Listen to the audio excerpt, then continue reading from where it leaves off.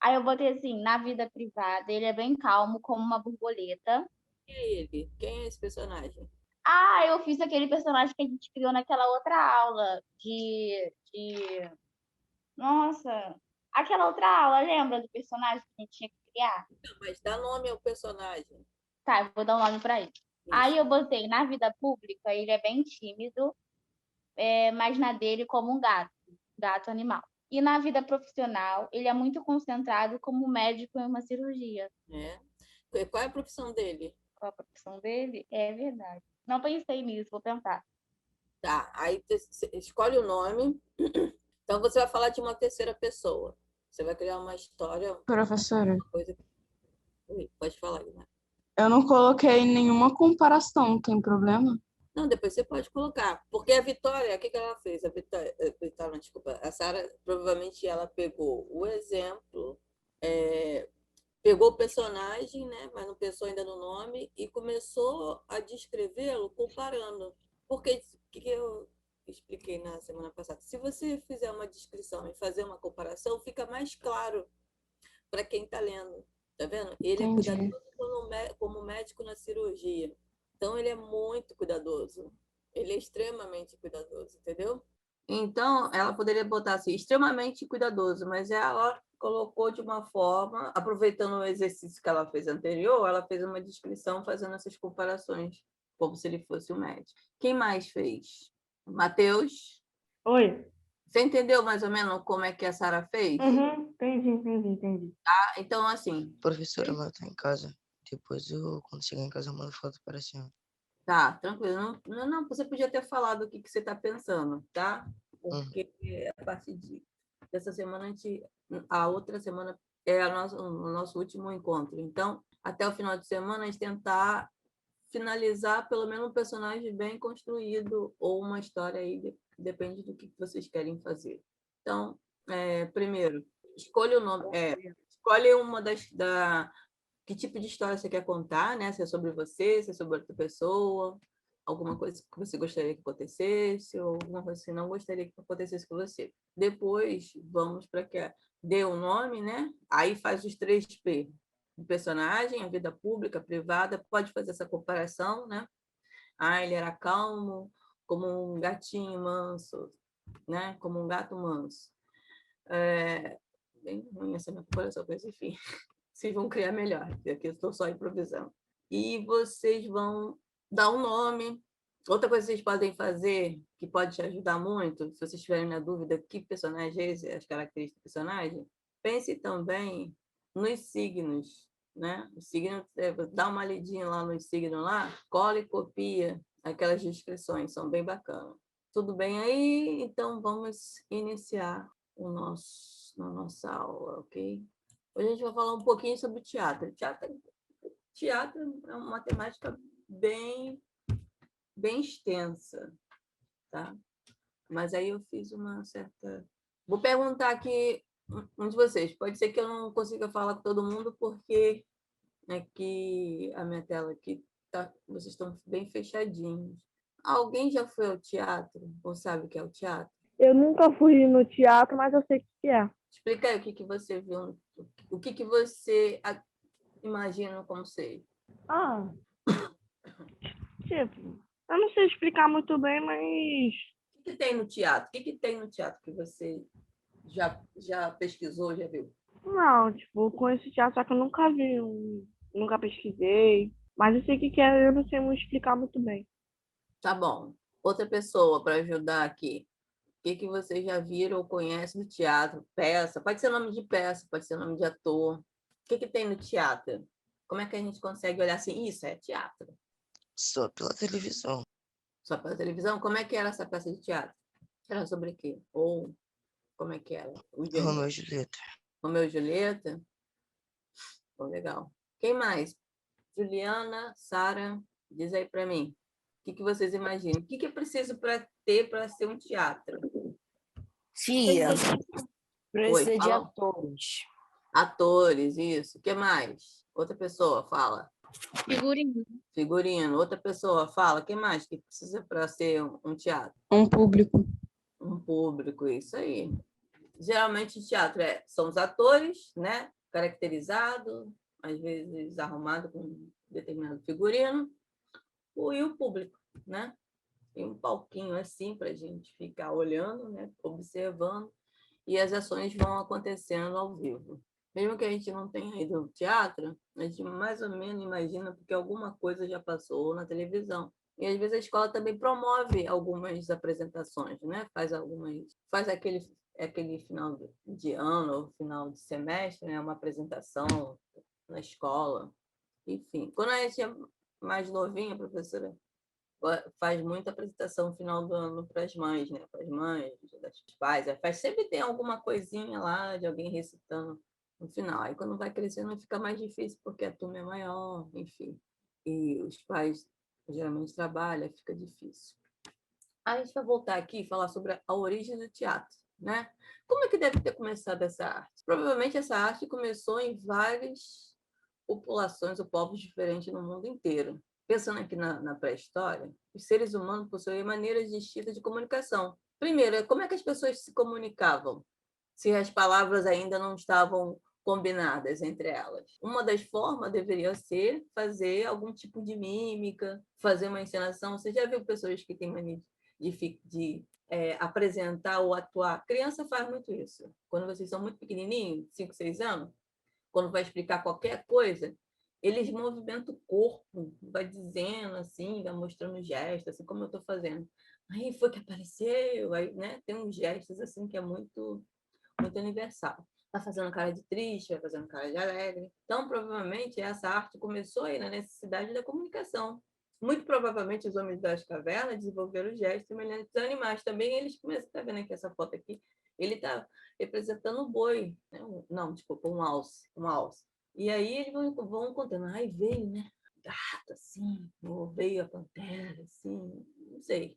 Estou aqui tentando. A primeira imitação do homem provavelmente deve ter sido com relação aos animais. E aí foram surgindo os movimentos, os desenhos, que a gente já viu, né? A escrita propriamente, a música, a dança. Tudo iniciou aí com necessidade de se comunicar e de expressar também sentimentos. Bom, o que a gente conhece, que é mais falado na escola, é o teatro grego. Mas alguns teóricos vão dizer que o teatro surge na Grécia. Mas isso não é verdade. Se a gente sabe que lá no Homem das Cavernas as pessoas tinham necessidade de contar suas histórias e de imitar com gestos, outras culturas também criaram sua forma de apresentação. Eu não trouxe aqui, mas na China tem muito teatro de sombra, que é uma das coisas também do teatro que eu acho que na caverna deve ter surgido, quando tinha um fogo e as pessoas botavam assim a mão, se você fizer isso de noite, né, faz uma certa sombra na parede. Acho que, para mim, o teatro de sombra pode ser um dos mais antigos. Pode falar. Deve ser também um dos mais conhecidos. Um dos mais conhecidos. Porque, como eu falei, como a gente vai na escola, há uma seleção de conhecimento, né? Você lembra que eu falei? Na escola, há seleção de conhecimento, porque não dá para ensinar tudo. Então, como a gente é colonizado pela Europa, a gente carrega muito conhecimento da Europa. Então, nos livros que eu pesquisei, por exemplo, quase não se fala do teatro de sombra, mas deveria, porque é quase uma lógica. Acho que o cinema é um espelho do teatro de sombra, porque é uma técnica muito simples. É você fazer sombra. E você dali na sombra, depois eu posso até vir falar um pouco mais sobre o teatro de sombra, mostrar alguns exemplos, mas se vocês pesquisarem teatro de sombra, vocês vão ver pessoas fazendo coisas incríveis na parede só com a sombra. Você pode também cortar a silhueta. Silhueta é só essa parte aqui, ó, o desenho. Fazer uma espécie de palquinho e brincar. Botar uma luz aqui atrás, a luz vai refletir. Você botar um pano branco aqui, a luz vai refletir, vai criar uma sombra e você pode contar histórias. É assim que se faz o teatro de sombra. Então, não é verdade que surgiu na Grécia, mas como nos livros vem sempre nessa falando, o teatro surgiu na Grécia. Mais ou menos. Vamos falar do teatro grego, porque é o que está no nosso currículo. Então, o teatro grego, está vendo aqui como é que era? Formado por diversos elementos, que é o que a gente tem hoje. Cenário, figurino, Aí, é interessante é que tinha a presença de um júri, poderia ter dança, poderia ter música. O teatro, para os gregos, era uma forma de socializar. Tá? Tem aqui as principais peças: o rei Édipo, Prometeu Acorrentado, as Troianas e as Vespas. A gente não tem muito material do teatro grego, não, porque eles foram colonizados, eles foram escravizados e muita parte da cultura dele se perdeu. A gente tem a cultura dele através dos textos lá dos romanos. Os romanos absorveram muita cultura grega e passaram a promover. Como nessa época não tinha direitos autorais, muitas histórias foram sendo recontadas por outros autores. Esse Édipo Rei eu vi aqui como teatro grego, mas também eu vi que ele foi escrito por um dramaturgo romano. Alguém conhece a história de Édipo Rei? Não. Eu vou contar assim, geralmente no teatro grego tinha muita tragédia. Tragédia é um gênero assim muito muito sofrimento, tem muito desencontro, tem muita morte. No final, quase todo mundo morre. Tipo Romeu e Julieta. É uma tragédia, né? Porque os protagonistas morrem no final.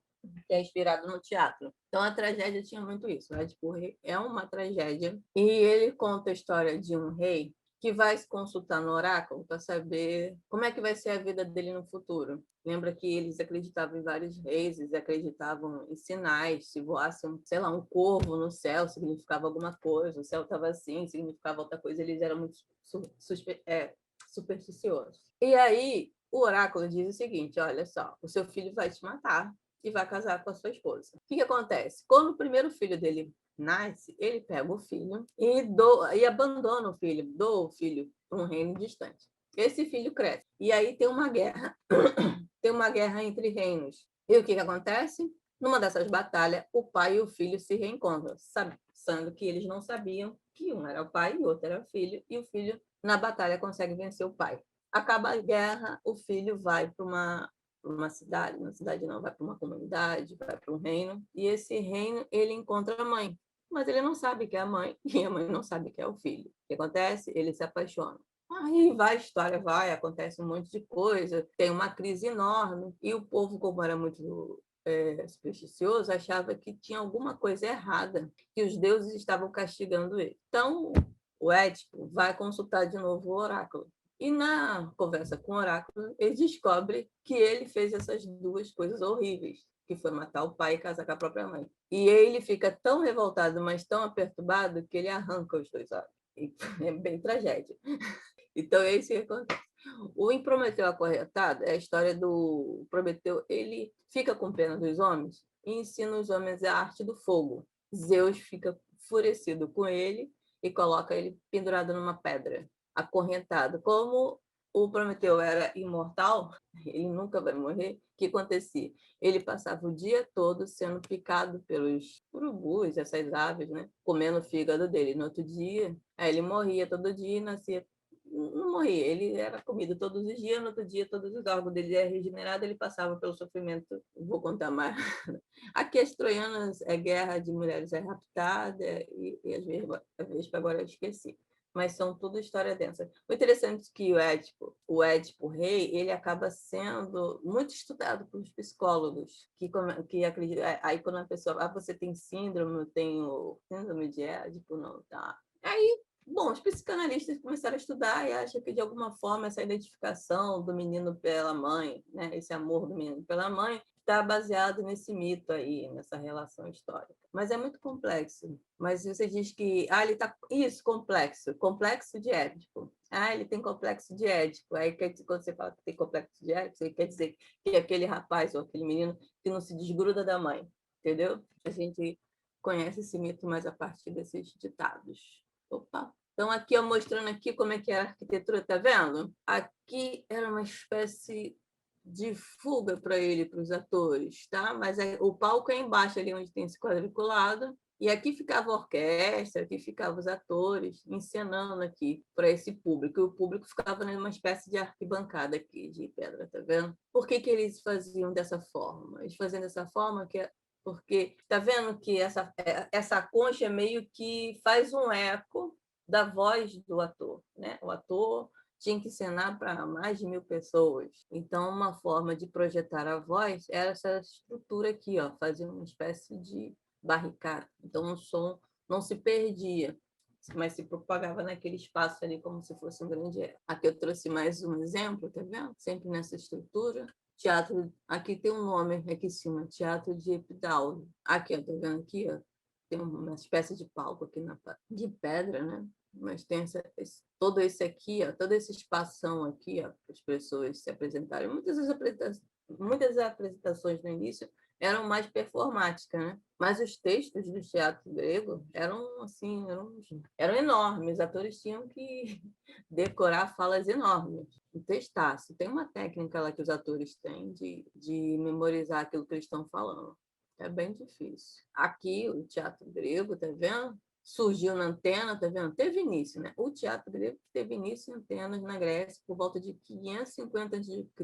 e surgiu a partir da celebração das realizações, sobretudo do deus Dionísio. Alguém conhece quem é o deus Dionísio? Deus Dionísio, na verdade, eu nunca ouvi falar.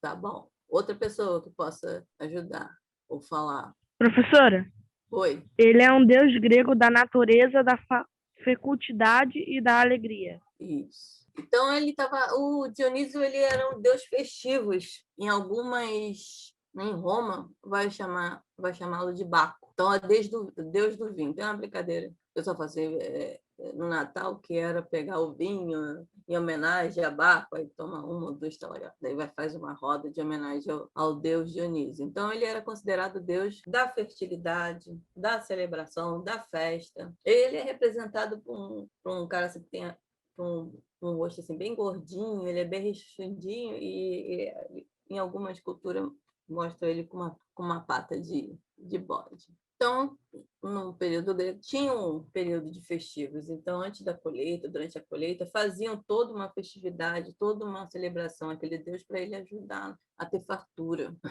Com o passar do tempo, as festas foram evoluindo em termos de organização e elaboração, até chegar ao que nós temos hoje. Então, as peças teatrais tinham, de alguma forma, uma homenagem aos deuses. Tá?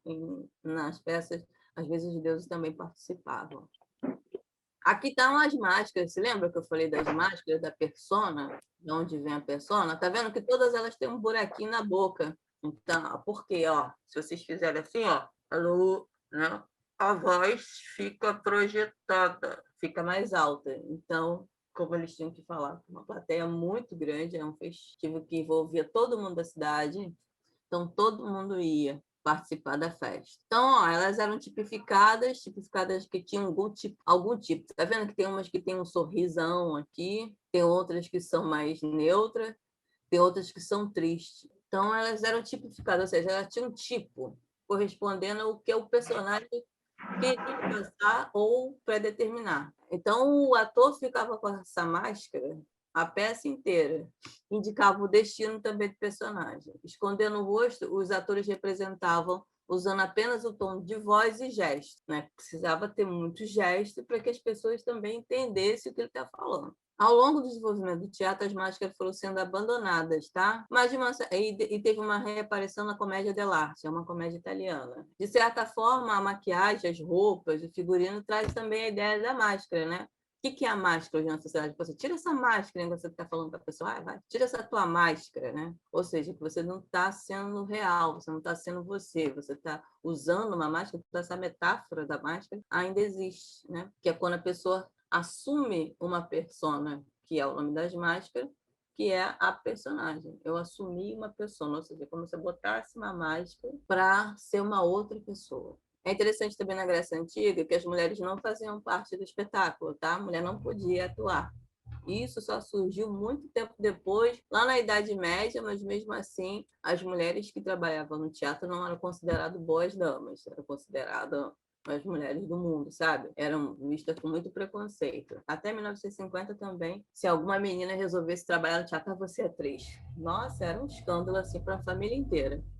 Tinha muito preconceito. Acho que ainda tem para certas famílias. Aqui tem outro desenvolvimento do teatro romano, agora ela vai falar um pouco do teatro romano. O teatro romano vai beber toda a cultura grega, né? A pegar os textos, eles vão fazer releitura, eles vão imitar mesmo. O desenvolvimento do teatro em Roma se deu por imitação do teatro grego durante as guerras de 264 a 241 a.C. Então, eles tiveram contato com o grego através das colônias espalhadas na Itália, ou seja, eles colonizaram os gregos. Os romanos acrescentam a tragédia e a comédia suas lutas de gladiadores. Então, a diferencial entre o teatro... Os gregos eram muito cultos, eles eram povos muito cultos, né? Eles dominavam a matemática, dominavam a astrologia, dominavam várias coisas, dominavam o teatro, eles eram muito cultos, eles não eram de guerra. Os romanos não, o romano sempre foi o povo mais bruto. Então, o que fazia sucesso em Roma como teatro era a luta de gladiadores. Inclusive, era uma coisa assim, bem violenta, sabe? Eles iam para essas arenas, tanto é que o teatro é um teatro assim, redondinho. As pessoas gostavam, os romanos adoravam o grotesco, adoravam luta, adoravam correr sangue. Assim. Eles não eram muito de filosofar, de pensar assim, de filosofia. Não. Eles até têm os filósofos deles, mas não faziam muito sucesso. Não. Alguém sabe que teatro é esse aqui? Um nome muito conhecido, todo mundo... O Coliseu? Isso, Coliseu, o maior e o mais famoso símbolo do Império Romano. É aqui onde tinha a luta dos gladiadores. Cinema, filme, tenta reproduzir muito esse estágio, né? Para mostrar as lutas. As arenas foram totalmente ocupadas pelos gladiadores em combates mortais. Você lembra que tinha muito combate entre eles e eles capturavam os inimigos? O que eles faziam? Pegavam os inimigos e botavam na arena para lutar contra animais ferozes ou outros, ou lutarem entre si e vencia aquele que matasse o outro, né? Tinha a luta aí até a morte. Enquanto um não morresse, não acabava a luta. Tem um filme, o Gladiador, mesmo, que mostra lá o imperador lá sentado. Aí O no filme é final... bom, professor. Hã? O filme é bom. É muito bom, né? E aí chegava lá e falava assim. Aí ele conseguia derrotar, mas ele tinha que matar, né? Tinha que acabar com a vida do cara. Aí o imperador fazia só esse gesto assim, e ele ia lá, dava a sentença final. Era raro ter salvar um ou outro, mas eles faziam pior, tá? Eles geralmente gostavam, não. Eles jogavam sempre na arena os cristãos. Eles tinham raiva, né? Eram os muros, né? Estavam em luta ainda. Depois eles vão conquistar Roma, coberto de pichos, usado como tochas humanas. Olha que barbaridade. Sua construção iniciou em 72 DC, significa depois de Cristo, por ordem do imperador Flávio Vespasiano.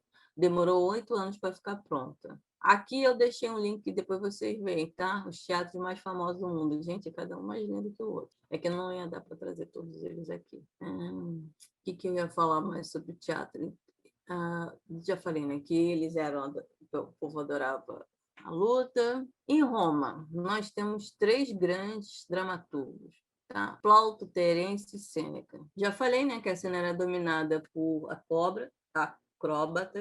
acrobáticas e jogos circenses. Então, tinha assim, mais performática, porque era para muita gente, né? Deveria ser complexo você ter que contar uma história com uma quantidade muito grande de público. O Sêneca um autor trágico, tá? Ele traz assim no texto dele uma coisa assim bem pesada, tipo morte.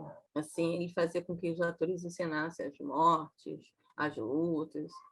Então, ele era considerado assim, um autor bem trágico. E os textos dele são trágicos, vou te mostrar mais para frente. Ele é conhecido ele é autor de Fedra, eu vou contar um mito. Mas o teatro romano sempre dependeu do gosto popular. E o gênero preferido era a comédia.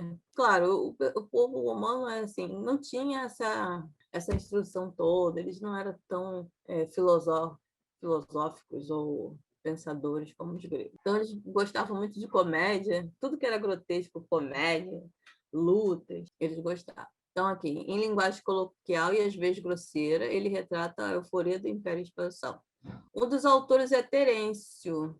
Terêncio fez comédia, mas ele não foi tão bem sucedido quanto Plauto. Terêncio tinha um texto um pouco mais carregado, vamos dizer assim. Outro grande dramaturgo é Plauto. Plauto, sim, fez muito sucesso em Roma, e faz sucesso até hoje. Ele tinha um personagem estereotipados e ele também originou a comédia dell'arte. Vamos dizer assim, do gênero de comédia, vamos botar assim, Plauto seria uma espécie assim de comédia assim meio atrapalhada, sabe? Comédia assim dos barrão, do desencontrão, do cara cair no chão, entende? E Terence não, Terence tinha uma ironia, sarcasmo, e pá. Vamos aqui lembrar quem ele foi um filósofo, escritor, político romano e tal, fez vários textos dramáticos, e um deles é Medeia, Fedra, Édipo Rei. Mas tem muito mais, tem uns 20 textos. Vou contar um pouco da história de Fedra. É uma história bem pesadinha. Fedra é a esposa de Teseu, que se apaixona pelo enteado Hipólito. Ela recebe a notícia que sua esposa morreu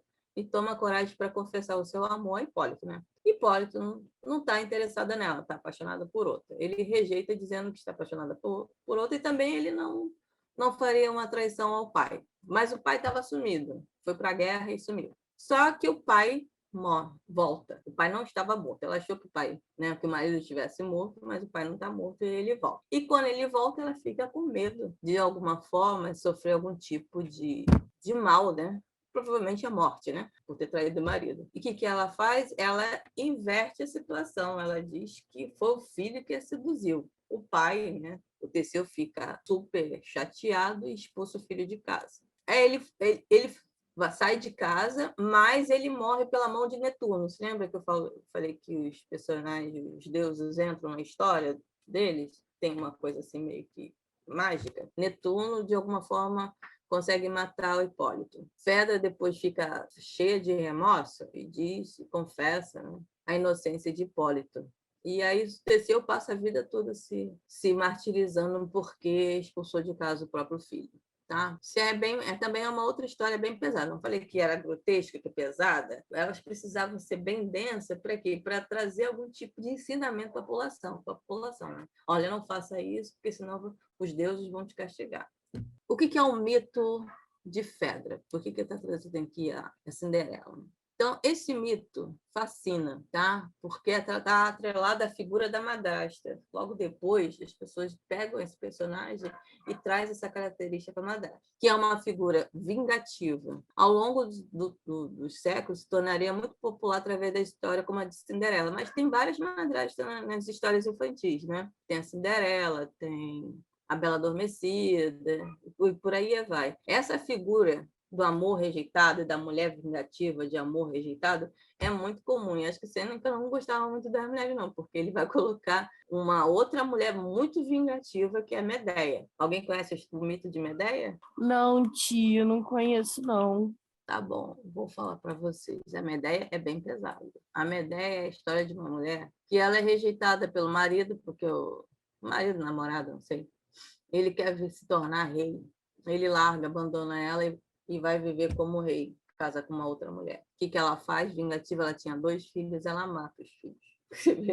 É uma mulher muito vingativa. E o Édipo Rei, ele pegou lá dos gregos, né? Bem pesada, né? Tipo assim, nada muito fora da nossa realidade, né? Porque a gente sabe que existem histórias. A maioria das mães são muito boazinhas, mas tem história de madrasta, tem horrorosas histórias, né? Que para se vingar do marido mata, ou do ex-namorado faz alguma coisa de ruim pro filho desse cara, com o objetivo de se vingar. É muito dramático, gente. Vamos sair dessa. Alguém, acho que essas vocês viram. Quem Eu sou conheço, é a Malévola. Isso, Malévola.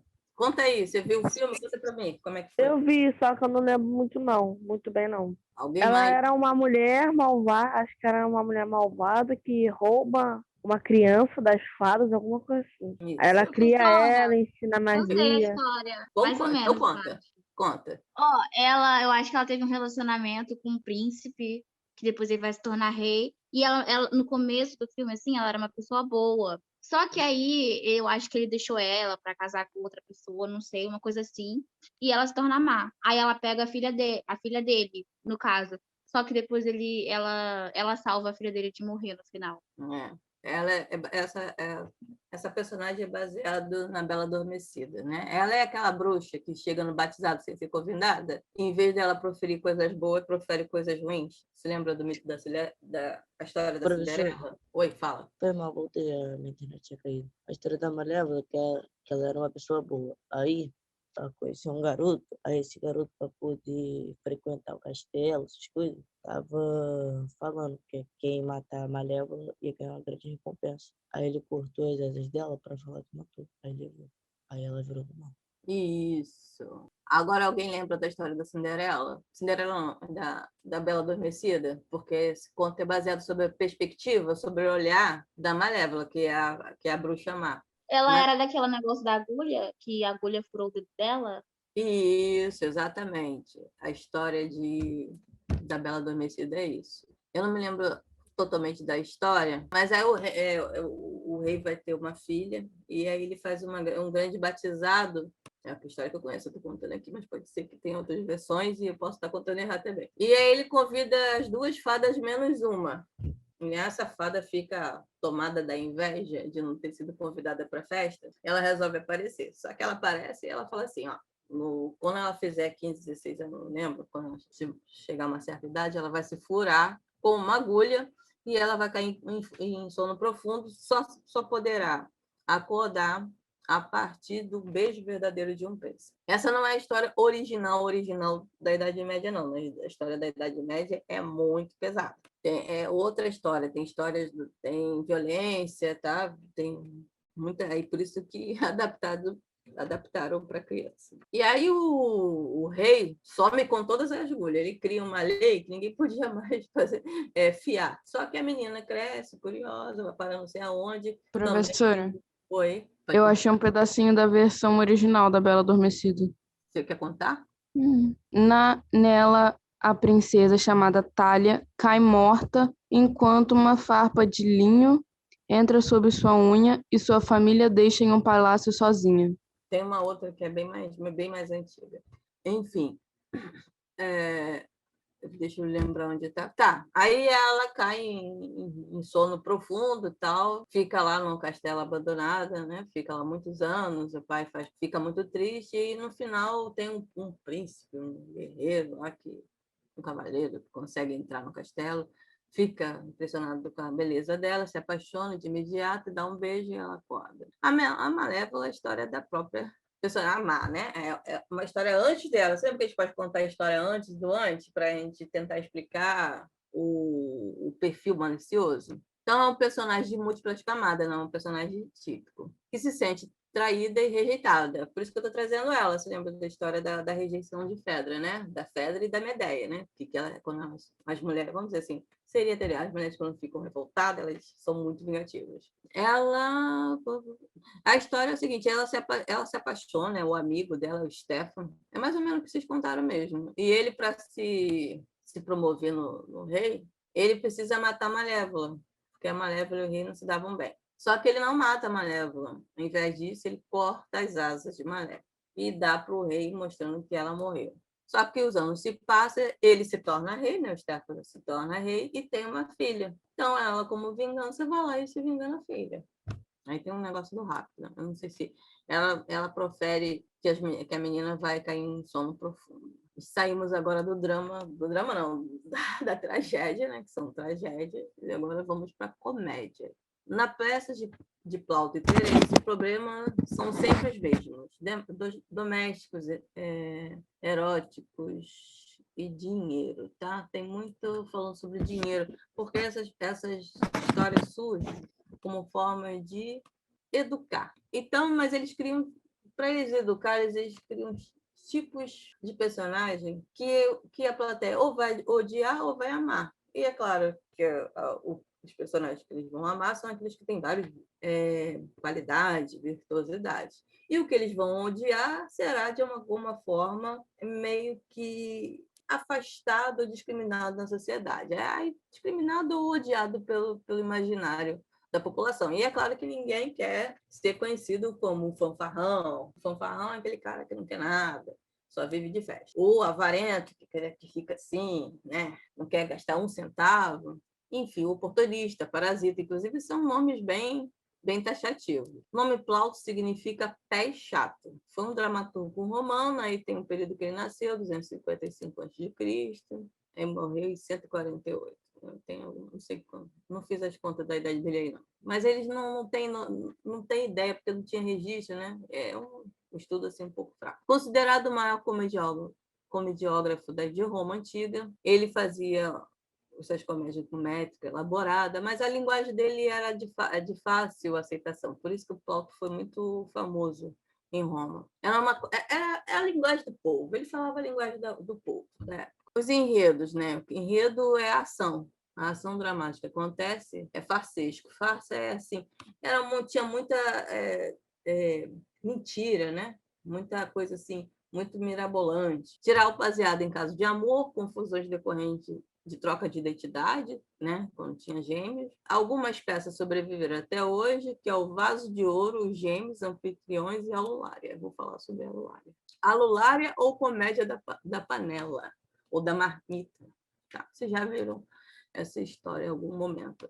É considerada uma comédia de intrigas e de caráter. Como comédia de intriga, apresenta duas ações. Uma, a peripécia voltada para Euclião, que é o avarento da história. E ele, o que acontece aqui na história é o seguinte: a Lulária, Comédia da Panela, tá?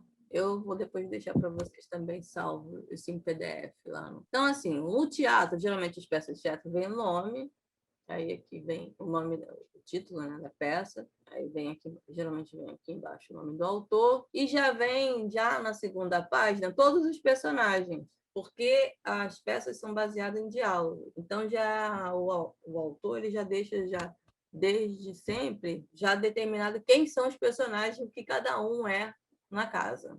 A peça começa com o Deus lá. O Deus lá, ele vai contar a história, ele vai situar o espectador nessa história. Imagina, você está entrando numa peça, alguém tem que dizer o que aconteceu, né? Para você entrar na peça, entender o que está acontecendo na peça. Porque vai começar a partir de uma ação, se ele não explicar, fica difícil acompanhar. Então, tem Euclião, que é um velho, tá vendo que é tipo? Táfila, que é a escrava do Euclião, o Megadoro, um velho rico, Eunômia, a irmã de Megadoro, Licônidas, filho de Eunômia, Fedra, aqui é outra Fedra, tá?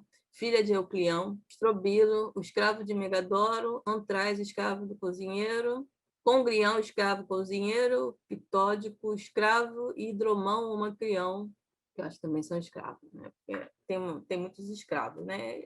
Porque eles, a Roma, eles dominaram os povos gregos, e os povos gregos passaram a trabalhar para eles. Aqui ele vai explicar, a ação se passa em Atenas, fala o espaço.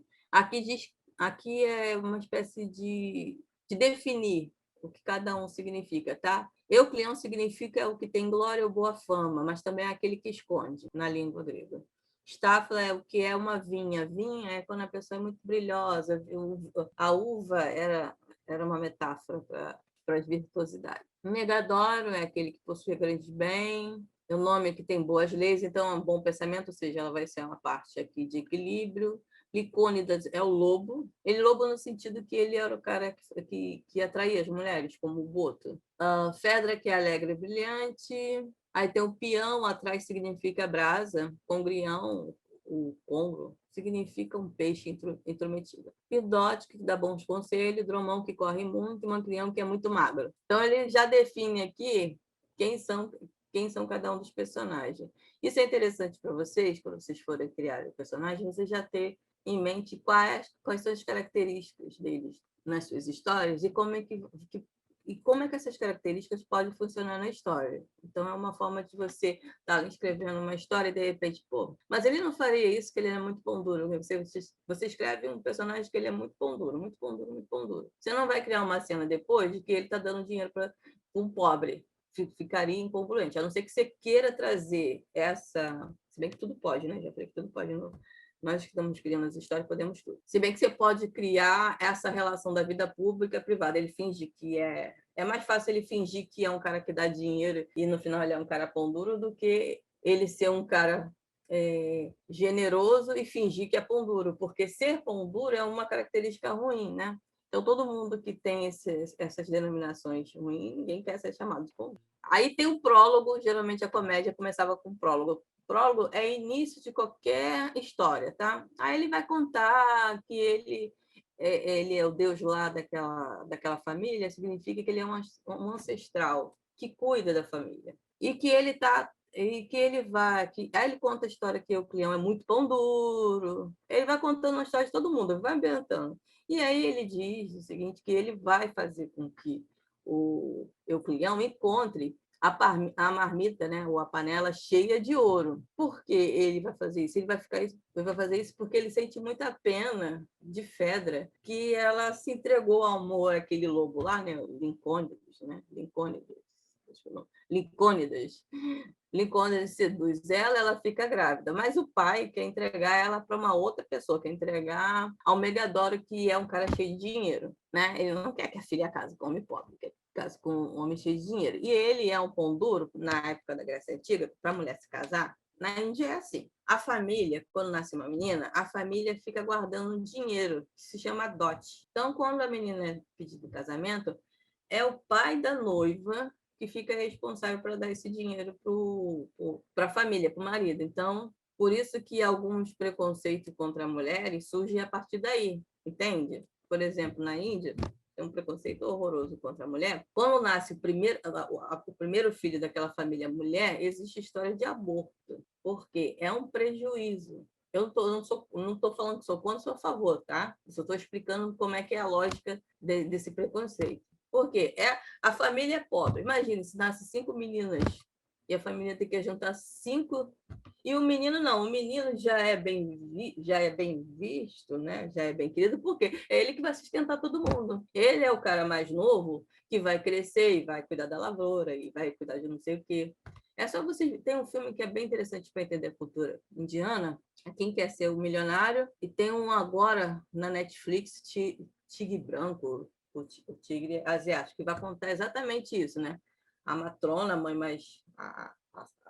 A matrona sempre é uma mulher mais velha, ela sempre vai dar mais guarida para os rapazes. Mas os rapazes também têm que trabalhar para ela, tem que dar dinheiro. Tipo assim, pegou o salário todo, tem que dar para a mãe. Então, tinha um interesse aí financeiro. Como o Euclião era muito pão duro, entendeu? Ele não queria dar o dote da filha. Ele se fingia de muito pobre. Aqui tem um prólogo, né, que eu expliquei, não vou ler, que é muito grande.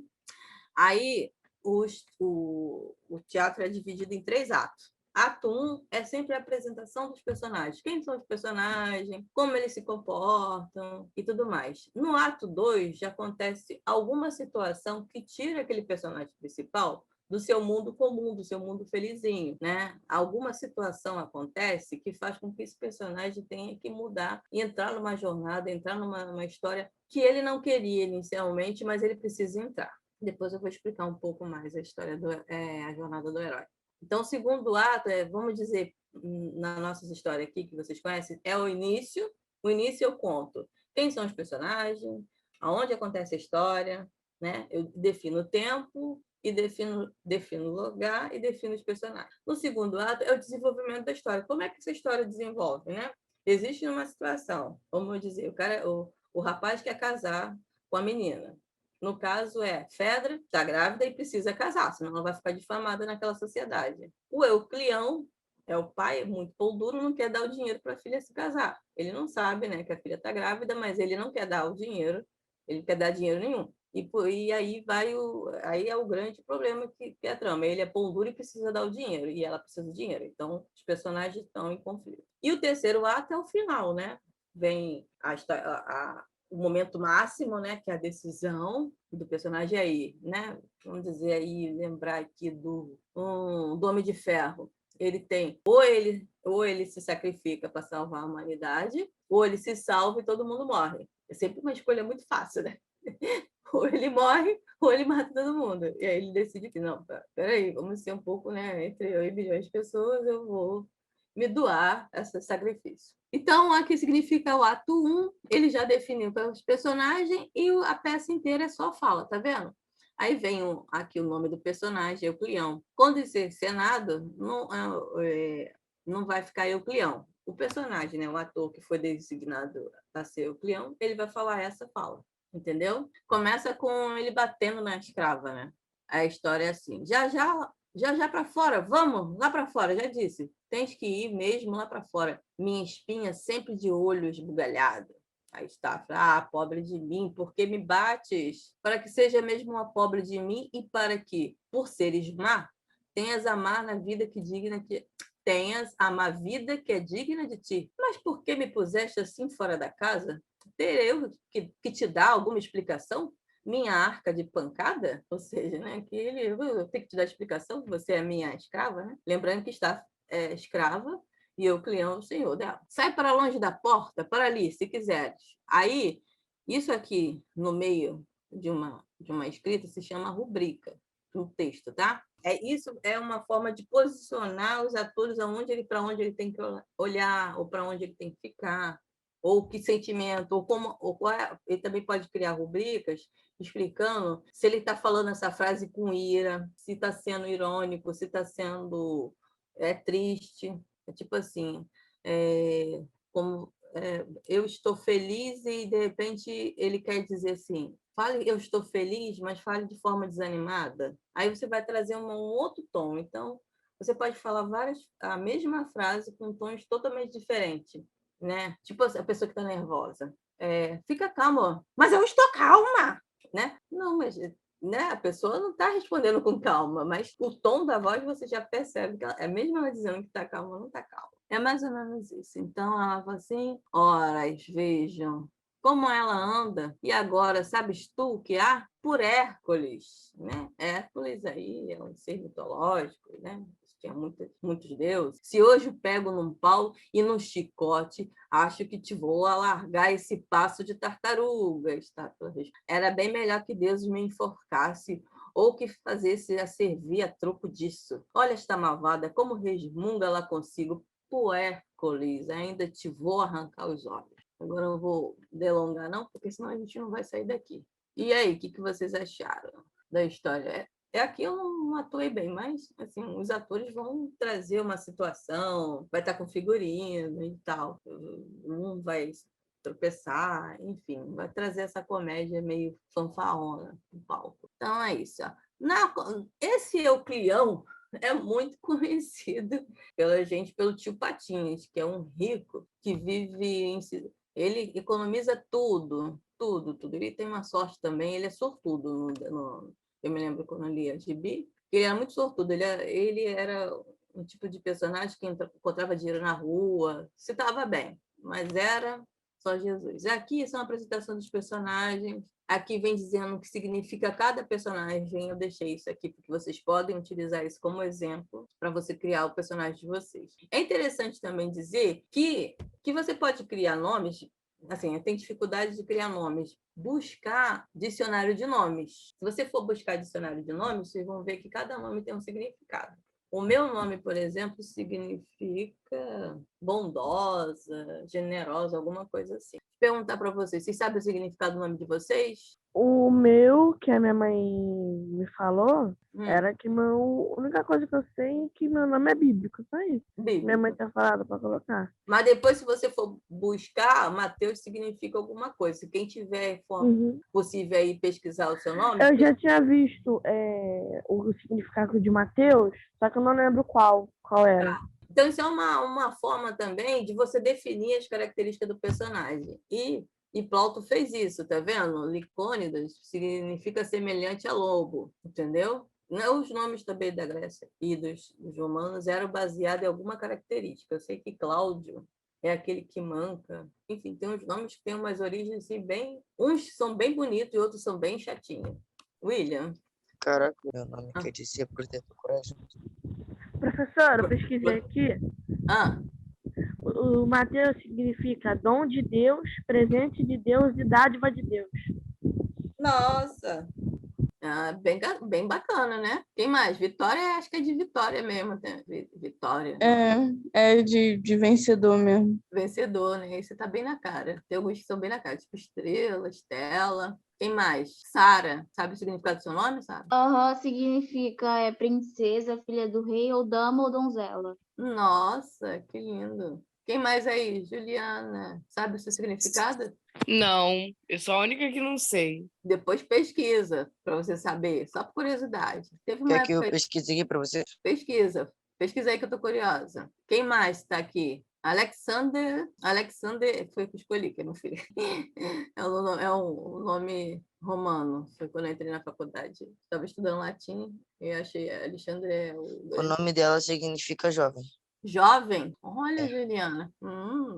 Eternamente jovem. Tainá, eu me não esqueci, acho que Tainá é estrela. Tainá, acho que é estrela, mas também é um nome indígena. E Tainá Tá na estrela. é uma estrela. Tanto pode ser para mim. E Tainá é um nome dentro da cultura indígena, pode ser tanto para homem quanto para mulher. Só que a gente aqui só usa Tainá para nome feminino. Mas pode ser que tenha uma Tainá na cultura indígena que seja um rapaz. Só terminar aqui o pão duro, né? O avarento. Aí vem estátua, significa caixa de uva, né? A uva com esse significado de ser uma coisa gostosa, uma coisa bacana, brilhosa, enfim. Ah, não, peraí. Oi, fala. O que tá O falando? nome da senhora significa rainha, Rainha? senhora absoluta ou a maior. Nossa, gente, eu fiquei orgulhosa de. Ai, Congrião, que eu não estou conseguindo ver, Megadoro, dom grande, dom generoso, Eunômia, o que de boa ordem, enfim. Esse daqui é um personagem de Avarento também, tá vendo? Um senhor velho comendo aqui na marmita, aparecendo aqui a marmita de novo, com uma cara de ranziza. Outro que pegou as histórias aí da Grécia, de Roma Antiga, foi Ariano Suassuna, né? Ele pega essa história da Alulária, né? A marmita, né? A comédia da panela, e cria o santo e a porca. Por que a porca? Tá vendo aqui a imagem do lado? O homem segurando um porquinho. Esse porquinho é onde a gente costuma colocar o dinheirinho, a moedinha. Antigamente tinha uns porquinhos de barro. A gente ficava colocando o dinheirinho num porquinho de barro. Aí, quando chegava final do ano, quebrava-se o porquinho, aí tinha um dinheirinho. Mas ele é muito sovino, né? Então, o Santo e a Porca é baseado, ele bebe muito da fonte da história da Lulária. Mas a história tem um pouquinho diferente. Parece que o rapaz... A trama tem início quando o fazendeiro Eudoro Vicente envia uma carta ao comerciante. Olha o comerciante. Geralmente, o comerciante é aquele cara que quer ganhar dinheiro, né? Muito apegado ao dinheiro. Eurico, mais conhecido como Euricão, tá vendo? Até o nome é meio parecido, Euclião e Euricão. Aí ele tem um apelido, Euricão engole cobra. Às vezes na comédia colocam assim uns nomes bem engraçados, para as pessoas já de ouvir o nome, provavelmente vai ter chacota com o nome dele. Pedindo-lhe o maior tesouro, ou seja, ele manda uma carta para o Euricão falando assim: olha, eu gostaria de pedir o seu maior tesouro, mas o cara estava se referindo a quem? A filha dele, mas Eurico, que é segurando lá o dinheiro dele, que é avarento demais, acha que ele quer roubar o dinheiro dele. E aí, para complicar, Margarida e o filho de Dodó, estão apaixonados e Benona, irmã solteira de Euricão, acha que o convite de casamento é para ela. Ai, tá vendo a atrapalhada que vai dar? Ela tá... Porque o irmão mais velho poderia conceder, né, no caso do pai morrer, conceder a mãe da irmã. Ele que ficava tomando conta da família quando o pai morria. E ele que definia com quem a irmã ia casar ou não. E aí, quer dizer, a solteirona entra aqui na história, a solteirona que acha que o casamento é para ela, mas não é. É para outra, para a filha dele. Então tem aí uma confusão aí. Então, eu falei sobre a Santa e a Porca, né? Que é baseada na peça de Plauto, antes de Cristo. Então, esse registro ficou importante. Então, os personagens, o que eu quero dizer para vocês? Que nós podemos criar em cima ou a partir de inspirações de peças antigas, de coisas que a gente já leu. Provavelmente, Ariano Suassuna é uma pessoa muito inteligente, de família abastada, provavelmente estudou sobre a cultura grega, a cultura romana, e deve ter ficado encantada com essa história da marmita e criou uma peça toda baseada em Alulária, porque ele mudou aqui um pouquinho a história, deu uma atualizada, né? Deu uma garibada na história, mas ele pegou todos os personagens e é considerado o maior dramaturgo brasileiro. Ele não é o único. William Shakespeare, muitas das histórias de William Shakespeare são histórias que eram contadas na Idade Média, e William Shakespeare pegou aquelas histórias todas e compilou, colocou lá, né? Registrou, né? Colocou o seu nome, assinou e mandou ver. É considerada hoje o maior dramaturgo de toda a história mundial. E Romeu e Julieta tem aí baseada em outros autores. E na época que William Shakespeare fez o teatro dele, né? Criou seus teatros, era na Idade Média, onde poucas pessoas sabiam ler e escrever, né? Isso era habilidade para poucos, e que não existia nenhum tipo de lei autoral. Então, ele escutou uma peça assim, achou interessante, foi para casa, pegou a história, mudou, deu uma garimbada, melhorou, lançou no teatro e carimbou o nome dele, fez história.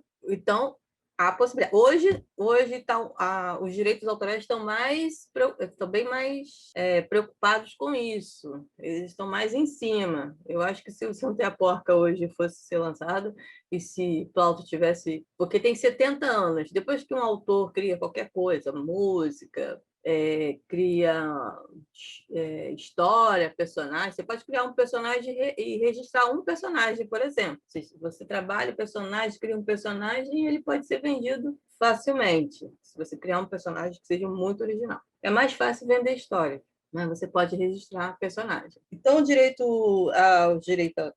direitos autorais do escritor é o seguinte: quando ele morre, ele tem direito de 70 anos.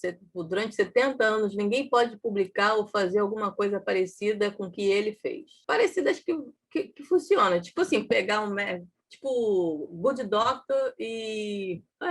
Qual é outro médico mesmo? É um que era bem aleijado. Esqueci agora o nome dele. Dr. House, isso, Dr. House. Ele pega um elemento aqui, um elemento ali e vai criando uma outra coisa que fica realmente totalmente diferente. Mas essas histórias assim do avarento, da menina que ficou grávida, que foi seduzida, são histórias universais, são histórias que vocês podem trabalhar. Mas hoje a pessoa tem mais cuidado. As pessoas têm mais cuidado porque a lei de direitos autorais está aí. Eu não sei se o Santa e a Porca entraria aí. Se hoje seria tão fácil pegar uma... Também Plauto morreu muitos anos atrás, né? Antes de Cristo, então já passou 2000 anos, já perdeu o direito autoral há muito tempo. Mas é só para vocês ficarem ligados, que vocês são inscritos, acredito eu, que a partir dessa aula vocês vão começar a se ligar mais nas escrituras. Futuramente, quem sabe, contar uma história, contar conto, pensando nas possibilidades de como contar uma história e que essa história seja original. Existe um autor que diz que todas as histórias já foram contadas. Então, não existe mais história original no mundo, porque todas... Se você for pensar em história de guerras, quantas histórias de guerra existem no mundo? E o que faz a sua história ser melhor do que a outra história? O mais original. A palavra original não significa excepcional. A palavra original significa de origem. Quando você escreve um personagem a partir da sua origem, da sua experiência, esse personagem é original. Entendeu? Porque é o seu olhar sobre aquela temática, é o seu olhar sobre aquele personagem, é o seu olhar sobre aquela história. Então, por mais parecido que seja, sempre vai ter coisas diferentes. Alguém quer falar alguma coisa? Alguém já conhecia essa expressão? Todas as histórias foram contadas? Não, Não. pelo menos eu não. Tem essa expressão aí que é uma brincadeira, é uma provocação, na verdade. Para os escritores, tentando sempre lembrar que a história dele nunca será uma história totalmente inédita. Ineditismo não existe, existe original. E original é trabalhar o personagem de forma, saindo um pouquinho dos tipos, né? Os personagens tipos, trabalhando a história melhor. Eu poderia trazer aqui um exemplo de que utiliza muito a dramaturgia, as estratégias de escrituras do Plauto, foram os Trapalhões nos anos 80. Eu trouxe os Trapalhões, mas poderia ter trazido, agora que eu me lembrei, que tem o Chaves, né? O que não é o Chaves, senão um grande palco de teatro. Vocês percebem que a câmera está sempre parada, a câmera tem um quadro na câmera, é um quadro que você vê, você não vê corte. No cinema existe um negócio chamado corte. É quando a imagem pula para um ângulo, depois pula para outro, ou para cima, ou para baixo. passem a reparar, quando você vê mesmo que seja televisivo, que tenha assim características de teatro, a câmera é sempre olhando para o espaço, como se fosse um quadro mesmo, de parede, e aí os personagens é que vão entrando. Você pode ver que está lá, a história do Chaves é o seguinte, está sempre lá o Chaves lá batendo a bolinha dele, né? Ali sozinho, aí depois vem o Kiko, tá vendo? Entra o Kiko. Você não vê, se fosse um filme, você conseguiria ver o Kiko saindo da casa dele e entrando, mas não, você vê os outros personagens entrando no quadro, entrando na imagem. Isso é uma característica do teatro. Por quê? Todo mundo ficava sentado, olhando para frente, então os atores tinham que se posicionar lá atrás do palco, atrás do palco, e saber qual era a deixa do ator principal, para eles poderem adentrar na cena. Então, eu trouxe aqui os Trapalhões, mas a gente poderia estar aqui observando os personagens tipos de Chaves, que eu acho que todo mundo aqui já assistiu Chaves, não já? Eu já. Quais são os personagens que tem no Chaves? O Seu Madruga, o Chaves, o Kiko, a Dona Florinda. Isso, mas cada um tem uma característica que é física. Muda essas histórias, mas não muda a característica dos personagens. Eles não mudam durante a trajetória, eles continuam o mesmo. Você sabe, Matheus, dizer um pouco? Quem é o Seu Madruga? Se você fosse resumir em palavras, como é que você descreveria o Seu Madruga? Deixa eu ver aqui. Lembra de uma cena dele, de uma ação que ele fez? É o cara que não paga. Ele apanha da Dona Florinda. E é caloteiro. Ele é caloteiro, ele apanha da Dona Florinda. Quem dá mais? O seu Barriguino cobra ele dos 14 meses de aluguel. Ele nunca paga, ele é um mau pagador. O que mais? Estressado? Ele é estressado, ele tá sempre batendo no Chaves, nunca no Kiko, né? Por que ele nunca bate no Kiko? Porque a Dona Florinda bate nele primeiro. Porque bate, porque ele tem medo, ele é covarde. Tá vendo? Ele é covarde, ele é mau pagador. Tem uma outra característica que é muito comum no Seu Madruga, que ele não tem emprego, ele é um vagabundo, é um desempregado. Ele nunca arruma emprego, e quando ele arruma um jeito de ser demitido, então ele não é chegado a trabalho. Então vocês veem que ali, naquela pequena peça, que dali é uma peça, inclusive quem criava as peças era o Chaves. Chaves é considerado o Shakespeare do espanhol. Como é que é o nome dele? Eu não sei mais o nome verdadeiro desse ator, mas é ele que escrevia, tá? É ele que ficou riquíssimo, mas é ele que escreveu a atrapalhada dele ali. Então, a Dona Florinda é aquela dona de casa, mãe solteira. Tem várias questões aí naquele texto. Mãe solteira, mima demais o Kiko, aí reflete no Kiko, que é aquele garoto chato, egoísta, está sempre implicando com o Chaves. O Chaves é um menino abandonado, então ele é pobre, sente muita fome, mas ele é esperto e consegue as coisas. O nome do ator é Roberto Gomes Bolanho, Roberto Gomes Bolanho. Então, ele é mexicano, gente, estou falando besteira, é mexicano. Então, assim, é um grande escritor mexicano, comparado a Shakespeare, de tantas peças que ele já criou. Pena que ele morreu. Pena que ele morreu, ele é considerado o Shakespeare do México. Mas esse aqui vocês não conhecem, mas eu vou trazer porque foi o que eu me lembrei na hora, que são os Trapalhões. Alguém conhece os Trapalhões? Ou já ouviu a história? Teve uma versão nova, mas não funcionou, não. Eu já ouvi falar, mas eu nunca vi, não. Nunca viu, mas você conhece essas figurinhas? Esse daqui está sempre na Globo, aqui, ó, do lado esquerdo. É o Renato Aragão. O Renato Aragão é o que escreve as comédias, tá? Ele é amigo do Dedé, que está aqui do lado, esse de azulzinho. Esse da frente aqui com a cabeça com a letra A. O Renato Aragão, ele, nos anos 80, a Globo era muito comum, acho que era o final do Fantástico, o final do Faustão. Antes do Fantástico, na verdade. Tinha um pouco de humor, que chamava Os Trapalhões. Os Trapalhões todo é baseado na comédia de Plauto. Então, são personagens tipo, tá? O Didi sempre se apresentava assim, como Didi, Mocó, Sorrisal, Colesterol, Novogina, Mufufo. Aí ele dizia, Novogina por parte da mãe, Mufufo por parte do pai. É o mais atrapalhado do grupo, tá? Mas ele é esperto. Você lembra do João Grilo? O João Grilo também era aquele personagem esperto, malandro, pobre, do cearense, mas que conseguia fazer umas artimanhas. O Didi era aquele cara que conseguia vender o cavalo que defecava dinheiro de boa. boa. Ele se dava bem. É o tipo do cara que conseguia vender para as pessoas a ideia dele. Sempre atrapalhava. A maioria das vezes ele se dava bem. Todos os episódios ele acabava com um final feliz para ele. Também ele era escritor, né? Dedé é o personagem escada. A gente chama de personagem escada. É aquele que vai preparar a piada para o outro autor. Tem essa relação daquele que... Por isso que ele é escada. Ele é meio que um que carrega o protagonista nos ombros. O personagem escada no Chaves é o Kiko. Pode ver que a confusão sempre começa com o Chaves, mas é o Kiko que inicia a piada. É alguma, né? E quando ele grita a mãe, é aí que vem o humor, né? Que vem andando na Florida vai dar um estabefes no seu mandante. Mesmo sem ele ter feito nada. Mesmo ele não ter... E a confusão, o engraçado, o que nos traz a graça é isso, é a confusão. Porque não, muitas vezes não é nem seu Madruga, basta ele chorar, ela vem e bota a culpa no seu Madruga. E às vezes foi o Chave que aprontou, às vezes foi a Chiquinha. Enfim, outro que também se dá mal sempre é o... Como é? O que cobra o aluguel? Esqueci, é o seu Barriga. Você vê que ele é rico. Por ele ser rico, a figura do rico sempre é representada da pessoa mais rechonchuda, né? Ele é barrigudo, até o nome dele refere à própria personalidade. Ele é pançudo, rico, cheio de dinheiro, come bem. É uma forma também de você caracterizar o personagem. Ele é o galã da história, tá? O Dedé aí, embora a gente não aceite ele como uma ideia de... Ele já está velhinho, né? Mas ele é considerado o galã. O Mussum, que é esse pretinho que está aqui atrás, que é uma das críticas, tá? Que não funcionaria hoje no mundo atual. É que ele é um negro que adora tomar um mé. É alcoólatra, um cachaceiro.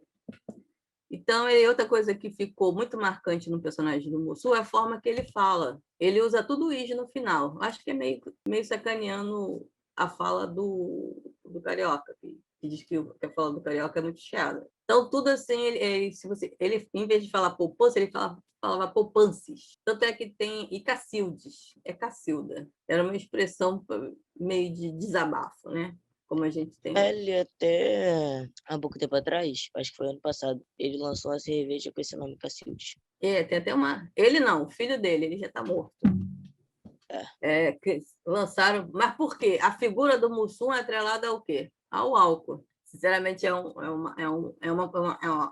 um personagem problemático para a gente criar, pensar, se a gente quer, né, que essa figura fique sempre associada com o bebo, cachaceiro, vagabundo, né?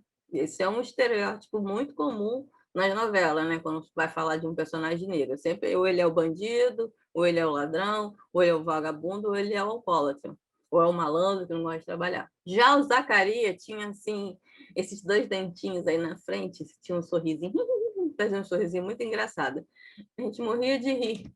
Que ele mesmo se dando mal, ele ria dessa forma. Ele é caracterizado com os traços mais infantil, como se ele fosse uma criancinha, mas ele tem ele carrega um jeitinho, um trejeito, ele é meio afetado, homossexual. Agora, é bem interessante, nos anos 80, gente, pessoal, tem umas barbaridades que acontecem nos anos 80, que se vocês procurarem no YouTube, vocês morrem de rir. A Xuxa é a mais zoada de todas, né? Porque as crianças iam lá, eu fiz aniversário, ela, tá bom, tchau. Porque ela fazia muito, ela passava o dia inteiro filmando, chegava no momento das filmagens que ela estava super estressada. E ela também era estressada na chegada da criança, não. Ela era obrigada, de uma certa forma, ganhava muito bem para isso, e ganha, ter essa relação, esse programa infantil, né? Ela tinha que ter uma relação com criança, mas a relação dela com criança era uma relação meio diferente, né? Era uma relação assim, um pouco bruta.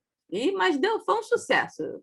Foi um dos programas de maior sucesso da TV Globo. E os Trapalhões também. Voltando aqui o Poupanciso, o Didi Mocó. Então, personagens típicos ou tipos na comédia é recorrente, principalmente comédias que toda semana se repete. Acho que os Friends também não tem as características. Não sei se vocês veem Friends. Tem alguma série que vocês veem que vocês perceberam esse tipo de personagens tipos? Não, geralmente vejo série de ação. Você veja, Sara, você gosta de comédia? Depende da comédia. Que tipo de comédia você gosta? Eu gosto de comédia romântica. Você gosta daquelas historinhas do amor impossível? Sim, aquelas historinhas bem clichês. Qual é o filme que você mais gosta? Eu também gosto. Mas Eu não gosto muito. muito de A Barraca do Beijo, desses filmes, assim, bem clichêzinho. Ah, bem legal. Mas que tem um pouco de comédia. Sim, tem umas comédias românticas bem interessantes, né? Tem uma que eu morro de rir, mas eu também choro muito, é aquela que a menina tem um Alzheimer, ela bate a cabeça. Como é que é o nome dessa comédia com Adam, sério. Ai, esqueci o nome da ator. Aquele da menina que a menina bate a cabeça e ela, todo dia, ela... Ah, como se fosse a primeira vez. Esse filme é uma comédia romântica, mas sabe o que é interessante desse filme? Que fala de uma pessoa que tem Alzheimer. Ela tem as características do Alzheimer. Ela lembra do passado, mas ela não lembra das coisas que acontecem no dia anterior. E todo dia ele tem que fazer um restart, né?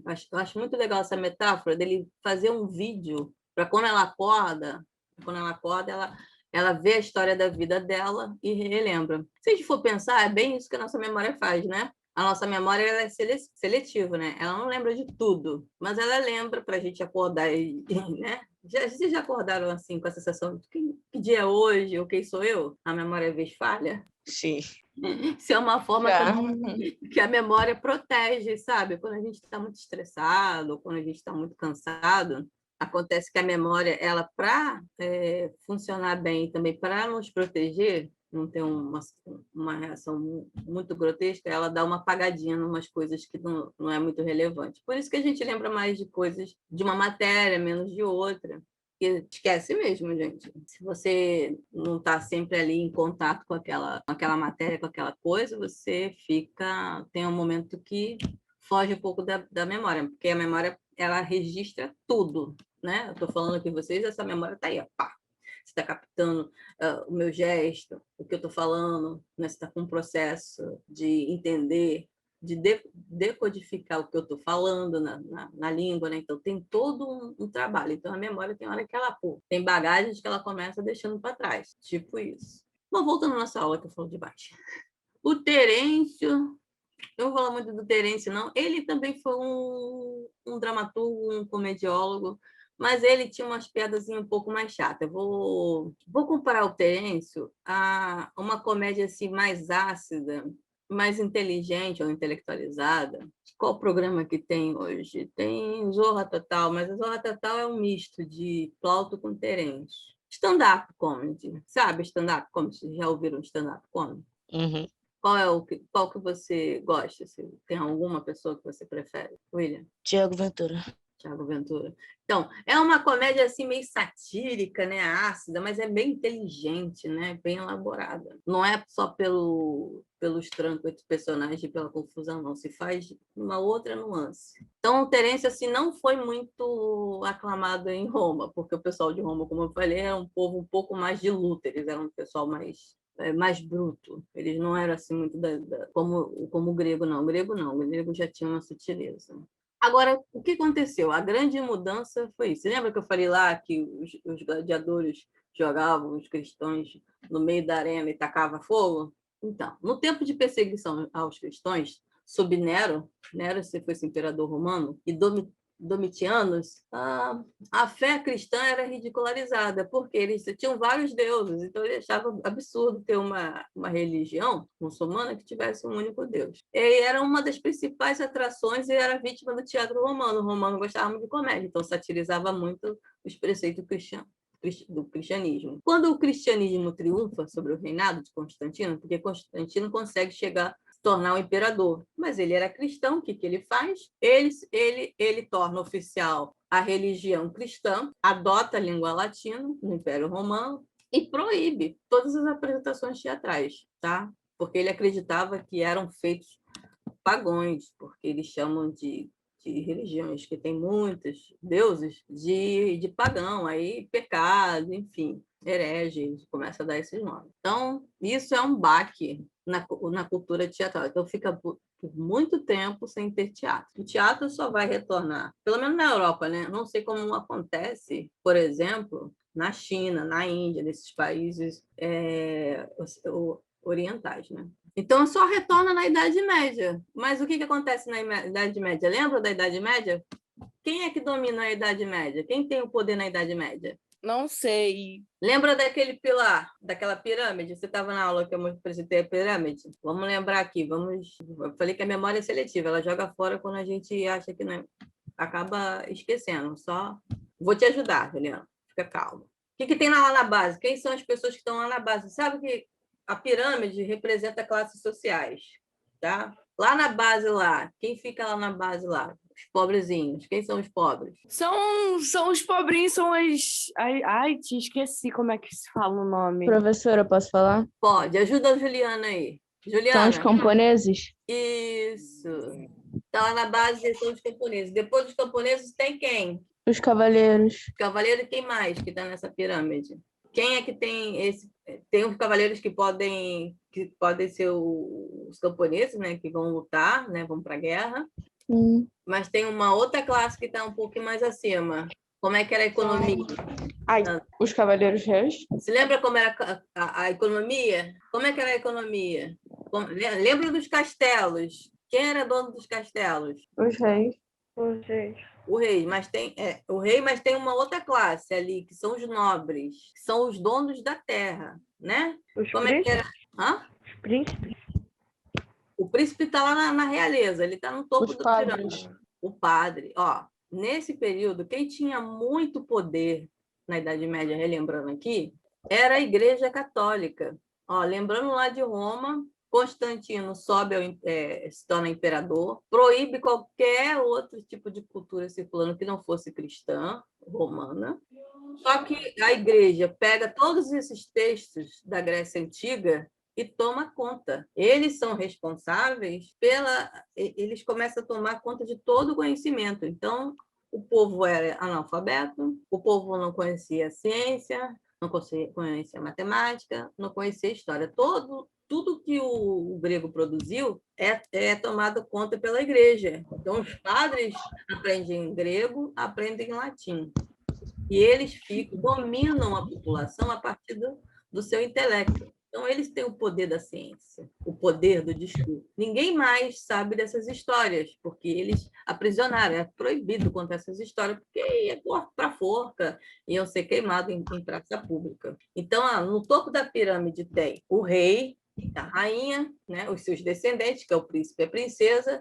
Do lado dele tinha a igreja. Inclusive, quem coroava o rei era o cardeal, ou seja, uma figura da igreja cristã. Porque o que eles contavam para o povo?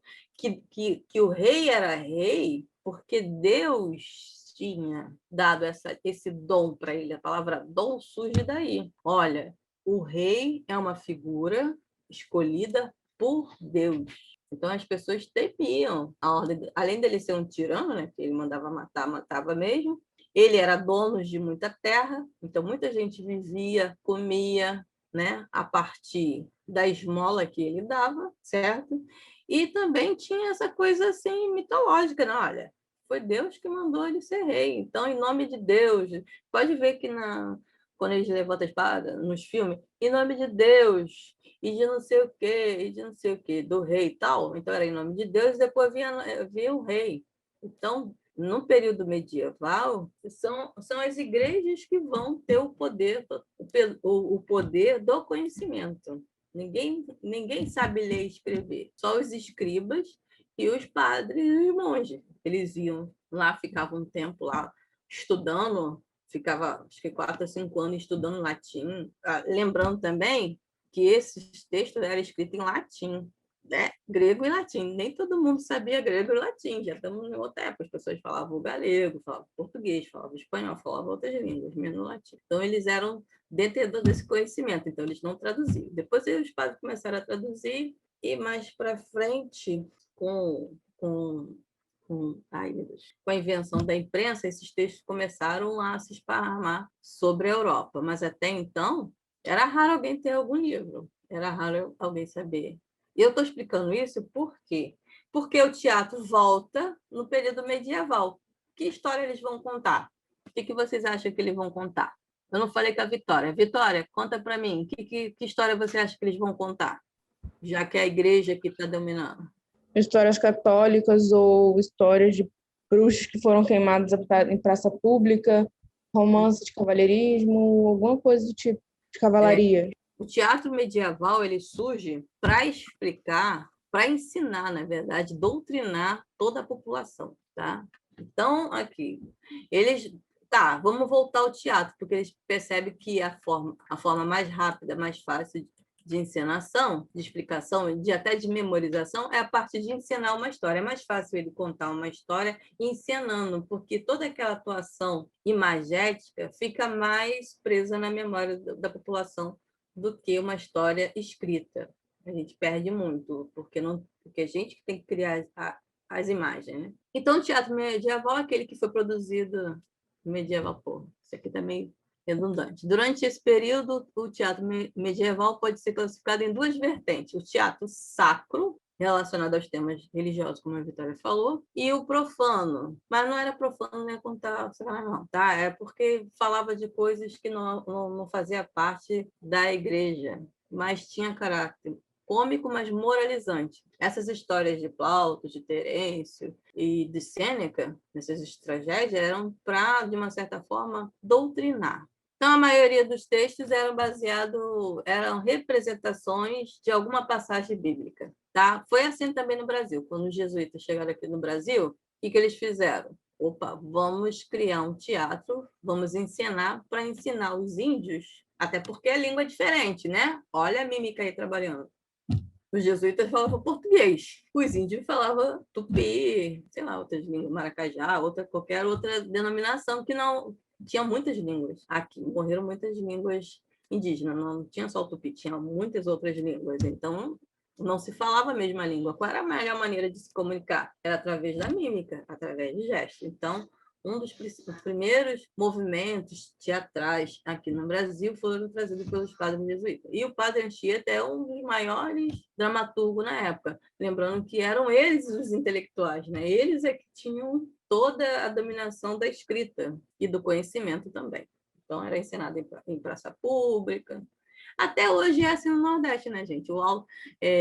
Na Semana Santa, a gente vai entrar na Semana Santa, sempre tem sempre eles reencenam, acho que é em Pernambuco, um grande palco teatral sobre a morte de Cristo. Sempre conta aquela história, como é que é, de Jesus Cristo antes da morte dele, até a ressurreição. Vocês lembram da história? Quem lembra aí da história? Alguém já viu alguma peça teatral ou já ouviu falar, né? Toda Páscoa, sempre a Globo, os canais, relembram alguma história bíblica. E uma das histórias mais adaptadas é a história de Moisés, que é a praga, e essa de Roma, de Cristo. Alguém aí? Deixa eu ver quem está com... Professor, eu lembro mais ou menos. Pode falar para mim, então, Miriam. Eu lembro que passa até esses desenhos de criança, explicando a história da Bíblia, quando ele foi crucificado e depois de não sei quantos dias ele ressurgiu na Páscoa. Isso, ele ressuscita, né? Isso é muito comum. Estamos próximos da Páscoa aí. Vai ter algo. Como a gente está em período de pandemia, eu acho que assim, fica lotada a cidade. Esses altos, que a gente chama de altos, né? Alto da Compadecida, o Alto da Compadecida é isso, histórias bíblicas. Só que o Alto da Compadecida de Ariano Suassuna é uma comédia, né? Então vai criticar. Mas os altos de natais, essas histórias bíblicas, não vai acontecer esse ano por conta da pandemia, acredito eu. Eles cancelaram até o carnaval. Muitas pessoas fazem procissão, ficam em pé. É interessante que reproduz um pouco assim da Idade Média, né? Porque ninguém assistia a teatro sentadinho, não. As pessoas assistiam teatro em pé, acompanhando tudo o que acontecia. Mas é bem interessante. Aí, no final de 1807, o evento marcante para a cena cultural. Sabe o que mudou? Que é bem interessante? Vou perguntar para vocês. Eu sei que está escrito aqui. Não, está escrito aqui. Foi a vinda da família real portuguesa. Quando a família real... Até então é 1500, né? 1500, 600, muito mato, muito índio.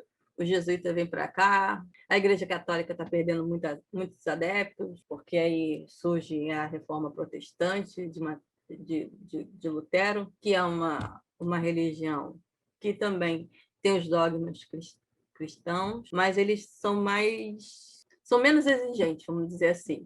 E eles se encaixavam mais, porque a Igreja Católica dizia que o lucro era pecado. E os grandes comerciantes que estavam começando a ficar ricos, estavam ficando aí no nível dos reis, pô, eu não vou querer uma religião que é pecado ter lucro. Então, assim nasce a Igreja de Lutero, que é a Reforma Protestante. Eles começam a perder muitos adeptos. O que os jesuítas pensam? Vamos catequizar outras pessoas que não conhecem a religião. Aí vem para o Brasil, nisso já se conhece o Brasil, já se tem o Brasil, eles vêm para cá com essa missão de transformar os índios em novos adeptos cristãos. E sem contar que eles queriam também escravizar os índios. Mas era mais difícil escravizar os índios, por quê? Os índios conheciam as matas, né? O Brasil era todo matagal. Os portugueses não conheciam, ainda não tinham adentrado no Brasil, estavam só na costa. Então, os índios conheciam os perigos da floresta, conheciam as matas, conheciam que tipo de fruta, que tipo de alimento eles poderiam comer. Então, era mais difícil capturar os índios, porque os índios fugiam para matas. E eles eram guerreiros, né? E tinha maior quantidade, tinha milhões de índios na Terra. Então, em números, era difícil, mesmo eles trazendo muitas frotas, muitos soldados portugueses para cá, a quantidade de frota que chegava aqui, uma embarcação demorava aí uns 4 a 6 meses de viagem no navio, trazer tantas pessoas. E quem que queria vir para o Brasil? Ninguém queria vir para o Brasil. Tu acha que as pessoas iam querer sair do pouco conforto que tinha na Europa para vir para o Brasil? Não queriam mesmo, né? Então, não tinha interesse de povoar o Brasil no início. Tinha interesse só de explorar mesmo, pegar descobrir onde tinha ouro, onde tinha riqueza que eles poderiam explorar e levar para o país dele. Então, os índios era difícil escravizar por conta disso. O que eles fizeram? E os índios também eram tribos que brigavam entre si. Então, muitas guerras entre índios foram financiadas pelos portugueses. Aí eles matavam entre si e acabava nosso problema, entendeu? Os negros não. Os negros eles eram raptados na África. Quando eles chegavam aqui no Brasil, eles também ficavam perdidos. Opa, eu vou para onde? Eu fujo para onde? Não conhecia a mata, não conhecia a vegetação, que a mata é diferente. A vegetação africana, que é uma savana, é bem diferente dos perigos da floresta amazônica, que é uma mata mais densa, né? Então, voltando aqui, só um parente para entender um pouco a história. Só que quando Napoleão Bonaparte domina a Europa, a família real portuguesa tem que fugir de lá. Para ela não ser morta, não ser queimada a praça pública, a família toda se embarca no navio e se embrenha para o Brasil. Isso foi bom para o Brasil, porque a partir de 1807, com a chegada deles aqui, muda totalmente o interesse. O que era para ser só colônia, só ser espaço de exploração, passa a ser um espaço de população, né? de aumentar a população daquele espaço. E aí o teatro e todos os costumes são trazidos pelos portugueses. Então, inicialmente, o teatro surge como uma forma de distrair a nobreza que estava aqui, né? Ociosa, porque elas não faziam nada, né? Tinham os índios, tinham os escravos para trabalhar para eles, então tinham muita coisa para fazer, eles começaram a criar teatro. Então, a arte teatral, infelizmente, é uma arte elitizada, e ela é elitizada desde o início, ela surge, tanto é que os teatros, se vocês forem ver as estruturas do teatro, é um escândalo. Alguém já foi no teatro aqui do Rio de Janeiro? Ou já passou ali na frente? Deixa eu ver se eu trouxe alguma imagem. Eu nunca fui. Vocês estão vendo agora? Sim. Aí, ó, Teatro Municipal. Olha como é que ele é. Fecha o quê? Certo aqui. Vocês estão me vendo? Olha só como é que é o teatro. É lá no centro da cidade. Veja como ele é luxuoso, até nos detalhes dele externo. Dentro é um luxo que só. Deixa eu ver se eu consigo ver outra imagem. Deixa eu ver. Tá vendo aqui os detalhes, aqui na detalhe romano, né? Inspirações de mitologia, escrito em latim. Ó. Então, o teatro, deixa eu ver se tem alguma, como é que quando ele foi construído muito tempo atrás. Olha só como ele é por dentro, gente. Eu já entrei no Teatro Municipal, nunca assisti nenhuma peça lá, não. Mas já entrei. É uma coisa assim que você fica assim, deslumbrado, de tão luxuoso. Olha, a arte, os detalhes, tá vendo? Muito. Deixa eu ver se tem mais coisa ali dentro.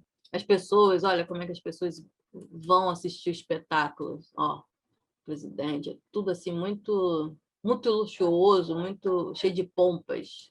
Dentro do teatro, também, deixa eu ver se eu vejo alguma imagem aqui. Não, grande teatro. Isso aqui são outros teatros. Mas vocês estão vendo? Deixa eu ver, anterior do Sim. teatro. Tá vendo? Arquibancadas, como tinha lá a estrutura. Olha o teto, gente. Que é isso? Escândalo, lustre. Muito rico. Olha, tá vendo que tem sempre essa coisa vermelha, né? O vermelho, qual é o símbolo do vermelho? É que é luxo, é ligado à realeza, entendeu? Então, tudo isso diz um pouco, né? Por isso que poucas pessoas... E sem contar que alguns ingressos são caros. E sem contar que muitos, além de ser caro, está localizado na Zona Sul. Alguém aqui já foi no CCBB? Centro Cultural Banco do Brasil, lá em frente à Candelária. Eu já fui no passeio da escola. Eu também já fui, eu lembro. Acho que foi em 2019. Olha, não paga nada para entrar, tá? Tem coisas lá que é super baratinho. Teatro é barato lá, você leva a carteira de estudante, paga meia. Mas tem mostras de cinemas raros, assim, você paga R$ 5 para entrar no cinema. Eu vejo muito filme lá que tem filmes raros, filmes antigos. Eu fui na mostra do Stephen King, que mostra O Medo é o Seu Melhor Companheiro. Então, era uma sessão só de filme de terror. De terror antigo, que é bem engraçado. Eu vou trazer para vocês.